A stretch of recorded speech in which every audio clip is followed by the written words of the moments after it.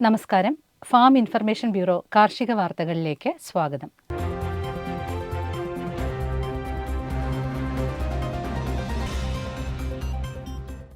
സംസ്ഥാനത്തെ 1 ലക്ഷം കർഷകരുടെയെങ്കിലും പ്രതിമാസ വരുമാനം 2031 1 ലക്ഷം രൂപയിലെത്തിക്കുന്നത് ഉറപ്പുവരുത്തുന്ന പദ്ധതികൾ ആസൂത്രണം ചെയ്യുമെന്ന് കൃഷിമന്ത്രി ശ്രീ പി പ്രസാദ്.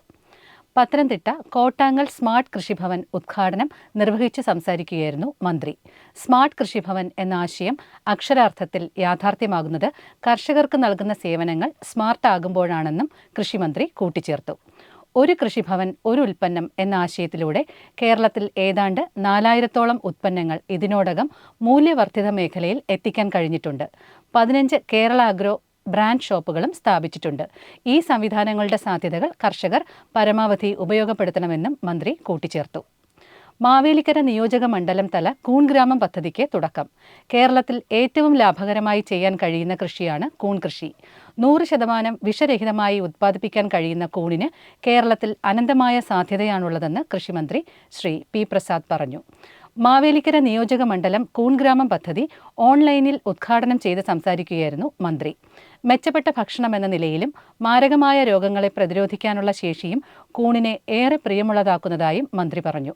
കൂണിൽ നിന്നും വ്യത്യസ്തമാർന്ന ഉൽപ്പന്നങ്ങൾ ഉത്പാദിപ്പിച്ച് വിപണനം ചെയ്യുവാനും വിദേശത്ത് കയറ്റുമതി ചെയ്യാൻ സാധിക്കണമെന്നും മന്ത്രി പറഞ്ഞു.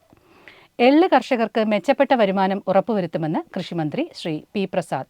മാവേലിക്കര ജില്ലാ കൃഷിത്തോട്ടത്തിൽ ആരംഭിച്ച തിലധാര എള്ളെണ്ണ ഉത്പാദക കേന്ദ്രം ഓൺലൈനിൽ ഉദ്ഘാടനം ചെയ്ത് സംസാരിക്കുകയായിരുന്നു മന്ത്രി.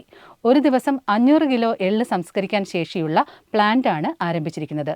1.40 കോടി രൂപ ഇതിനായി സർക്കാർ ചെലവഴിച്ചിട്ടുള്ളതായും മന്ത്രി പറഞ്ഞു.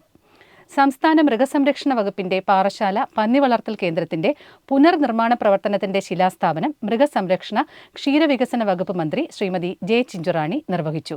പാറശാല MLA ഹരീന്ദ്രൻ CK അധ്യക്ഷത വഹിച്ച ചടങ്ങിൽ ജില്ലാ panchayat president advocate D Suresh Kumar, മറ്റു ജനപ്രതിനിധികൾ, മൃഗസംരക്ഷണ വകുപ്പ് ഉദ്യോഗസ്ഥർ തുടങ്ങിയവർ പങ്കെടുത്തു. കാർഷിക വാർത്തകൾ സമാപിക്കുന്നു.